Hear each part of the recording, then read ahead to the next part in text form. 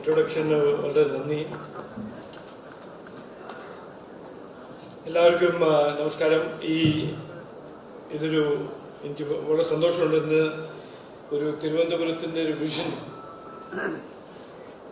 പറ്റി ഇങ്ങനെ ഒരു ലാർജ് സ്കെയിൽ ഒരു ഡിസ്കഷൻ നടത്തുന്നതിൽ പങ്കെടുക്കാൻ എന്നെ ഇൻവൈറ്റ് ചെയ്തതിന് വളരെ നന്ദി. നമസ്കാരം. Thank you.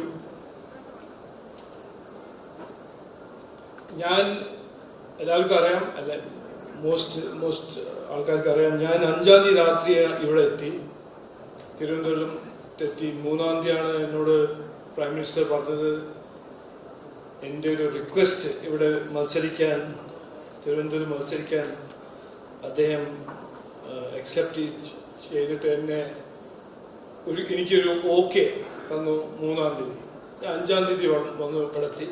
5-ാം തീയതി വൈകുന്നേരം തൊട്ട് ഇന്ന് വരെ ഞാൻ തിരുവനന്തപുരത്തെ എല്ലാ കോർണറിലും എല്ലാ ജനങ്ങളെയും എല്ലാ അസംബ്ലി സെഗ്മെന്റിലും പോയി ജനങ്ങളോട് മീറ്റ് ചെയ്ത് എല്ലാവരുടെയും പ്രശ്നങ്ങളും അതിൻ്റെ പരിഹാരങ്ങളും ഉണ്ടാക്കാൻ ശ്രമിച്ചിട്ടുണ്ട്.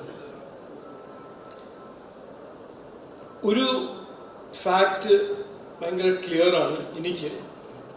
എന്നെ പാലക്കാട് വാസിനെ വിളിച്ചു, തൃശ്ശൂർ വാസി. എൻ്റെ ലൈഫിലൊരു കണ്ടിന്യൂയിങ് കൺഫ്യൂഷനാണ്. ഒരു എയർഫോഴ്സ് ഓഫീസറുടെ മകനായ ഒരു കോൺസ്റ്റന്റ് ട്രാവലറായിട്ട് എൻ്റെ ഒരു ഐഡന്റിറ്റി എന്താണെന്ന് ചോദിക്കുമ്പോൾ അത് എപ്പോഴും എല്ലാവർക്കും ഒരു വേറെ വേർഷൻ ഉണ്ട്. ബട്ട് ഞാൻ എല്ലാവർക്കും എഷ്യൂർ ചെയ്യുന്നു, ഞാൻ ഇന്ന് തിരുവനന്തപുരം നിവാസിയാണ്. എല്ലാപ്പോഴും തിരുവനന്തപുരത്തിൻ്റെ എൻ്റെ ഹാർട്ടിലും മൈൻഡിലും എപ്പോഴും തിരുവനന്തപുരത്തെ പറ്റിയിട്ട് സേവ ചെയ്യാൻ എനിക്കൊരു ആഗ്രഹമുണ്ട്. ഞാൻ പറഞ്ഞ മാതിരി എല്ലായിടത്തും പോകുമ്പോൾ എല്ലാവരും മീറ്റ് ചെയ്യുമ്പോൾ ഒരു മാറ്റം വേണമെന്നൊരു ഒരു ജനറൽ ഫീലിംഗ് ഉണ്ട്. അത് കേൾക്കുമ്പോൾ എനിക്ക് 2014 പറ്റി ഒരു മെമ്മറി വരുന്നു, എനിക്കൊരു റിമെമ്പറൻസ്. 2013-14 ഞങ്ങൾ ഓപ്പോസിഷനിൽ 8 കൊല്ലമായിട്ട് ഞാൻ MP ആവുമ്പോൾ ഇതേ ഒരു ഫീലിംഗ് എല്ലാ ഇന്ത്യൻസിനും ഇതേ ഫീലിംഗ് ആയിരുന്നു. ഒരു ഫ്രസ്ട്രേഷൻ, നമ്മളൊരു ട്രാപ്പ് മാതിരി, ഒന്നും മുമ്പോട്ട് പോകാൻ ഒരു കഴിവില്ലാത്ത മാതിരി ഒരു ഫീലിംഗ് ആയിരുന്നു. നമ്മൾ 5th മോസ്റ്റ് ഫ്രജൈൽ ഇക്കോണമി ആയിട്ട് ഇന്ത്യയിൽ ഇൻവെസ്റ്റ്മെന്റ്സ് എല്ലാം ഓടിപ്പോകുന്നു. 8-10 quarter runway inflation, 8-10 quarter declining industrial production and growth. അന്നത്തെ ആ ഒരു ഡൂംസ്ഡേ ബ്ലീക്ക് സിനാരിയോനെ പറ്റി വിചാരിക്കുമ്പോൾ ഇന്ന് ഇവിടെ എത്തും അതേ ഇന്ത്യ, അതേ നമ്മളെല്ലാവരും ഈ ലെവലിലെത്തും. 5th most fragile to 5th largest economy, എന്നിട്ട് 2 കൊല്ലം കഴിഞ്ഞാൽ 3rd ലാർജസ്റ്റ് ഇക്കോണമി ആവാം ഒരു പ്രോമിസ് പ്രൈം മിനിസ്റ്റർ മോദി തന്നിട്ടുണ്ട്. അതല്ല എനിക്ക് ഇന്ന് പറയുമ്പോൾ തന്നെ I am so surprised and shocked. ഈ 10 കൊല്ലത്തിൽ നമ്മൾ ഇങ്ങനത്തെ ഒരു ട്രാൻസ്ഫോർമേഷൻ നമുക്ക് ചെയ്യാൻ പറ്റി.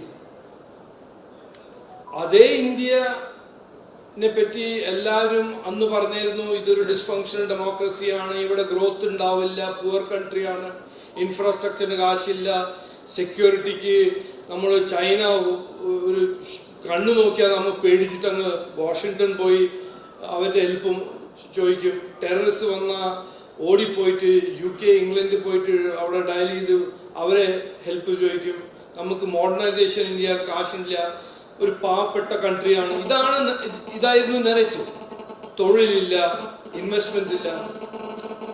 ഇന്ന് നോക്കുമ്പോൾ ഇന്ത്യന്റെ സ്ഥിതി എന്താണ്?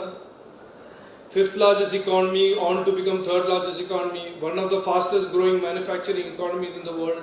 Technology, ഇന്നിപ്പോൾ റീസെന്റ് ഒരു 1.5 മാസം മുമ്പേ പ്രൊഫസർ മൈക്കിൾ സ്പെൻസ്, ഒരു നോബൽ ലോറിയറ്റ് ആണ്, അദ്ദേഹം പറയുന്നു India is the best digital economy in the world, not one of the best. ആ കോണ്ടെക്സ്റ്റിൽ ഈ 10 കൊല്ലം നമ്മുടെ പ്രൈം മിനിസ്റ്ററിന്റെ ഒരു വിഷൻ ഉണ്ടായിരുന്നു. ഒരു ബിലീഫ് ഉണ്ടായിരുന്നു. എന്തായിരുന്നു ആ belief? India is capable, Indians are capable.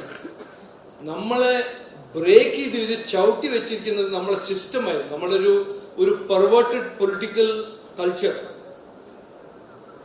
അതിനെ മാറ്റി ഒരു ഗവൺമെന്റിന് എനേബിളിംഗ് ഫോഴ്സ് ആക്കിയപ്പോഴാണ് ഇന്ത്യ ഇങ്ങനെ മുമ്പോട്ട് പോകുന്നത്. ഞാൻ ഇത് എന്തിനാ പറയുന്നത്? ഒന്ന് തെരഞ്ഞെടുപ്പുണ്ട്, ഇതിനെപ്പറ്റി ഒന്ന് റിമൈൻഡ് ചെയ്യുന്നത് നല്ലതാണ്, അതൊന്നും. ബട്ട് ഇന്നത്തെ ഈ കോണ്ടെക്സ്റ്റ്, ഈ വിഷനെ പറ്റി പറയുന്ന ഈ കോണ്ടെക്സ്റ്റ്, നമ്മൾ 10 കൊല്ലമായിട്ട് 15 കൊല്ലമായിട്ട് തിരുവനന്തപുരം, കേരള മുന്നോട്ടല്ല പിന്നോട്ടാണ് പോകുന്നത് പറയുന്ന കോണ്ടെക്സ്റ്റില് നമുക്ക് ഇത് മനസ്സിലാക്കണം. ഇങ്ങനത്തെ ഒരു ജേർണി ഇന്ത്യ ചെയ്തിട്ടുണ്ട്. 10 കൊല്ലം മുമ്പേ ഇങ്ങനത്തെ ഒരു സ്ഥിതിയായിരുന്നു ഇന്ത്യയുടെ. മുമ്പോട്ട് പോയി. അതാണ് ഞാൻ ഇന്ന് തിരുവനന്തപുരത്തെ പറ്റി പറയുന്നത്. ഇവിടെ മാറ്റം വേണം, ഇവിടെ ഡിക്ലൈൻ ഉണ്ട്, ഇവിടെ ഗവർണൻസ് നെഗ്ലിജൻസ് ഉണ്ട്. ഞാനത് രാഷ്ട്രീയത്തോടല്ല പറയുന്നത്, അത് രാഷ്ട്രീയത്തിന്റെ പെർസ്പെക്റ്റീവ് കൂടെ അല്ല പറയുന്നത്, അതൊരു ഫാക്റ്റാണ്. അത് പൊഴിയൂര് പോയ തീരദേശത്തെ കടലാക്രമണം ആണോ, തിരുവനന്തപുരത്ത് രാജാജി നഗറാണോ, ടെക്നോ പാർക്കിന്റെ എക്സ്പാൻഷൻ ആണോ, ഇന്നോവേഷൻ ഇക്കോസിസ്റ്റമിന്റെ ലാക്ക് ഓഫ് ഗ്രോത്ത് ആണോ, സ്മാർട്ട് സിറ്റിന്റെ പേരിൽ ഏറ്റവും അൺസ്മാർട്ട് ഒരു ബോൾഡേഴ്സും ഹോൾസും കുണ്ടും കുഴിയുള്ള ഒരു സിറ്റി കാണുമ്പോൾ, ടൂറിസമിന്റെ ഒരു പൈനിയറിംഗ് സിറ്റി ആയ തിരുവനന്തപുരം ഇന്ന് ഫോറിൻ ടൂറിസ്റ്റ് ആരും ഇവിടെ വരുന്നില്ല. ഇതെല്ലാം നോക്കുമ്പോൾ നമുക്കൊരു വിഷൻ വേണം, നമുക്കൊരു പെർസ്പെക്റ്റീവ് വേണം, നമുക്കൊരു long term medium term plan ഉണ്ടാക്കണം എന്ന് അതിൽ ഒരു ഡൗട്ടും ഇല്ല. നമുക്ക് ചെയ്യണം. അതിനുവേണ്ടി ഞാൻ ഷെയർ ചെയ്യുന്നു എൻ്റെ ഒരു പെർസ്പെക്റ്റീവ്. ഈ വിഷനിങ് എന്ന് പറഞ്ഞാൽ നമ്മുടെ എല്ലാവർക്കും ഒരു ഐഡിയ ഉണ്ടാവും, 2 ഐഡിയ ഉണ്ടാവും. വിഷൻ എന്ന് പറഞ്ഞാൽ നമുക്ക് നമ്മുടെ സിറ്റി, നമ്മുടെ തിരുവനന്തപുരത്ത് ഒരു വിഷൻ ഉണ്ടാക്കണമെങ്കിൽ, ഒരു medium term long term plan ഉണ്ടാക്കണമെങ്കിൽ അതൊരു പാർട്ടിസിപ്പേറ്റീവ് പ്രോസസ് ആവണം. അത് അടിസ്ഥാന സൗകര്യം മാത്രമാവും, ഫിസിക്കൽ ഇൻഫ്രാസ്ട്രക്ചർ ബേസ്ഡ് ആവാൻ പാടില്ല. Public services, governance, land use, facilities, investment, jobs, local economic growth, ഇതെല്ലാം നമുക്ക് നോക്കിയിട്ട് ഒരു കോംപ്രിഹെൻസീവ് പ്ലാൻ. അവിടെ ഇക്കണോമിക് ആസ്പെക്ട്സ് ഉണ്ടാവണം. എന്ത് ടൈപ്പാണ് നമ്മുടെ സിറ്റിയിൽ, നമ്മുടെ തിരുവനന്തപുരത്ത് എന്ത് ടൈപ്പാണ് ഗ്രോത്ത് നമുക്ക് വേണ്ടത്? അത് സസ്റ്റൈനബിൾ ഗ്രോത്ത് ആവണോ? നമ്മുടെ ഹെറിറ്റേജും കൾച്ചറിനെ പ്രൊട്ടക്ട് ചെയ്യുന്ന ഒരു ഗ്രോത്ത് ആവണോ? നമ്മൾക്കൊരു വിഴിഞ്ഞം പോർട്ട് ഉണ്ട്. വിഴിഞ്ഞം പോർട്ട് ഒരു inclusive port to catalyse our export manufacturing sector ആവണം. ഇന്ന് പോസ്റ്റ് കോവിഡ് ഏറ്റവും വലിയ ഗ്രോത്ത് സെഗ്മെന്റ് ടൂറിസമില് health, wellness and spiritual tourism ആണ്. അത് തിരുവനന്തപുരം ഒരു ഹബ് ആക്കാൻ നമുക്ക് ആ പ്ലാനിൽ ഉണ്ടാവണം. പിന്നെ ഏറ്റവും വലിയ ആസറ്റ് നമ്മളുടെ സിറ്റി, നമ്മുടെ തിരുവനന്തപുരത്ത്, നമ്മുടെ ഇന്ത്യയിലെ ഏറ്റവും വലിയ ആസറ്റ് ആണ് നമ്മുടെ യൂത്ത്. യൂത്തിന് വേണ്ടി നമ്മൾ എന്താണ് വിഷൻ? 2036 ഒളിമ്പിക്സ് വരുന്നുണ്ട്. 2040 നമ്മൾ ഡെവലപ്ഡ് ഇന്ത്യ ആവുന്നു. യൂത്തിന്റെ എന്തായിരിക്കും റോൾ തിരുവനന്തപുരത്തില്? അതുകൊണ്ട് എന്താണ് education, research, innovation capabilities? Can we make Thiruvananthapuram ഒരു centre for learning, centre for knowledge, centre for talent? ഇതിനെ പറ്റിയെല്ലാം വിചാരിക്കണം. അതുകൊണ്ട് ഞാൻ വിഷനെ പറ്റി ഇന്ന് പറയുന്നില്ല, ഒന്നും അങ്ങനെ എൻ്റെ ഒരു വിഷനെ പറ്റി ഞാൻ മുമ്പോട്ട് വയ്ക്കാൻ ആഗ്രഹിക്കുന്നില്ല. നാളെ ഞാൻ ലോഞ്ച് ചെയ്യാൻ പോകുന്ന ഒരു കൺസൾട്ടേറ്റീവ് പ്രോസസ്. എന്നിട്ട് ഞാൻ എല്ലാ സിറ്റിസൺസും, എല്ലാ റെസിഡൻസിനും ആഗ്രഹിക്കുന്നു, അത് നെയ്യാറ്റിൻകരയാണോ, പാറശാലയാണോ, തിരുവനന്തപുരമാണോ, നേമമാണോ, വട്ടിയൂർക്കാവാണോ, കഴക്കൂട്ടമാണോ, താങ്കളുടെ കമ്മ്യൂണിറ്റീൻ്റെ കൂടെ, RWA ഫ്രണ്ട്സിൻ്റെ കൂടെ ഒരു 4-5 പോയിന്റ് എന്താണ് നിങ്ങളുടെ വിഷൻ ഫോർ തിരുവനന്തപുരം, എന്താണ് priorities, what should be the priorities. ഇത് നമ്മളൊരു 10-15 ദിവസം ഈ പ്രോസസ്സ് നടത്തിയാൽ ഞാൻ നിങ്ങളുടെ MP ആയിട്ട് എന്തായിരിക്കും റെസ്പോൺസിബിലിറ്റി അടുത്ത 5 കൊല്ലം ഡെലിവർ ചെയ്യാൻ ആ വിഷൻ ഡോക്യുമെന്റ് ഞാൻ എടുത്തിട്ട് എൻ്റെ ഒരു റിപ്പോർട്ട് കാർഡ് മാതിരി ഞാൻ കമ്മിറ്റ് ചെയ്യും. അതുകൊണ്ട് ഞാൻ ഈ അടുത്ത 5 കൊല്ലം എൻ്റെ ഒരു മേക്ക് ബിലീവ് ഡെലിവറബിൾസ് അല്ല ഞാൻ ചെയ്യാൻ പോകുന്നത്. ഞാൻ ചെയ്യാൻ പോകുന്നത് ഈ ഡോക്യുമെന്റിൽ നിന്ന് നമ്മളെല്ലാവരും പാർട്ടിസിപ്പേറ്റീവ് കൺസൾട്ടേറ്റീവ് പ്രോസസ് കൂടെ ഉണ്ടാക്കിയ ഒരു ഡോക്യുമെന്റിൽ നിന്ന് അടുത്ത 5 കൊല്ലം എന്ത് ചെയ്യണം അതായിരിക്കും citizens expectations from your MP.